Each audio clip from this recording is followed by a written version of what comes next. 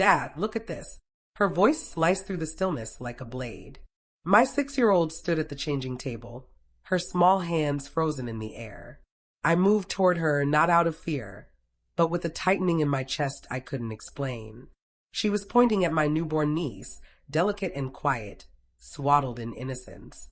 At first, I didn't understand, but then my eyes focused on what she was showing me.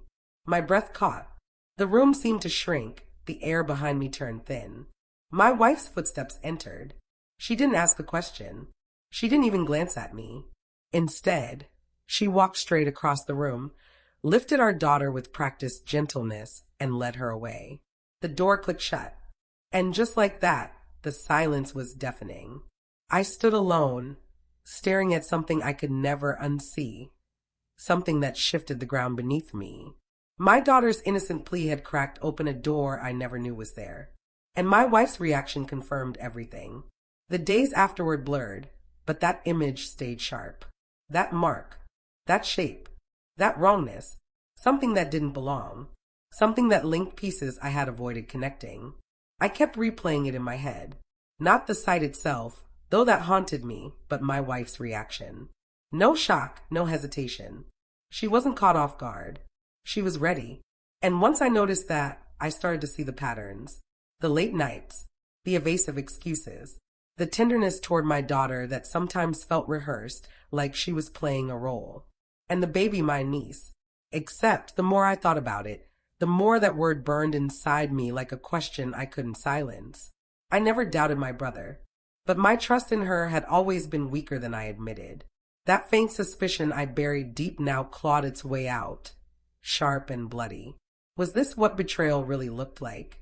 Not loud, not violent, quiet, hidden in plain sight. Her silence that day told me the truth was closer than I wanted to believe. I didn't confront her. Not then.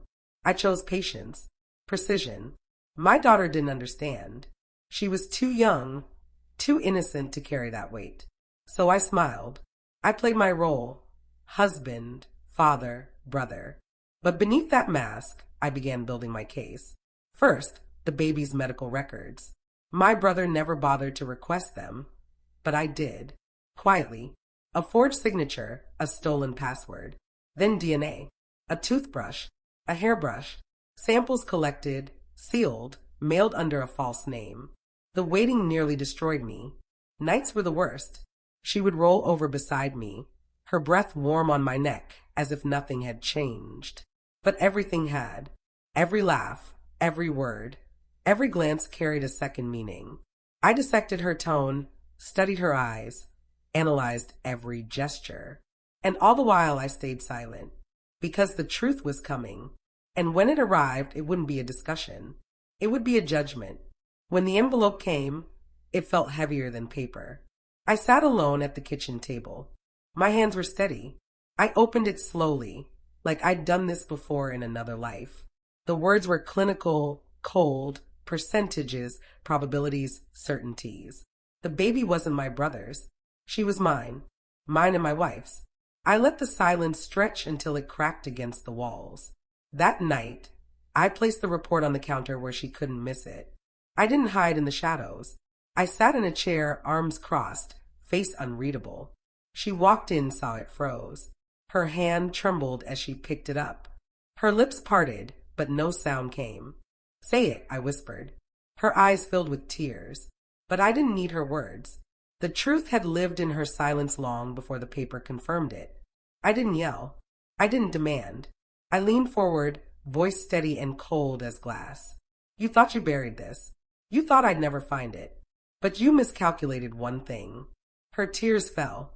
She reached toward me, for mercy, for forgiveness. I didn't move.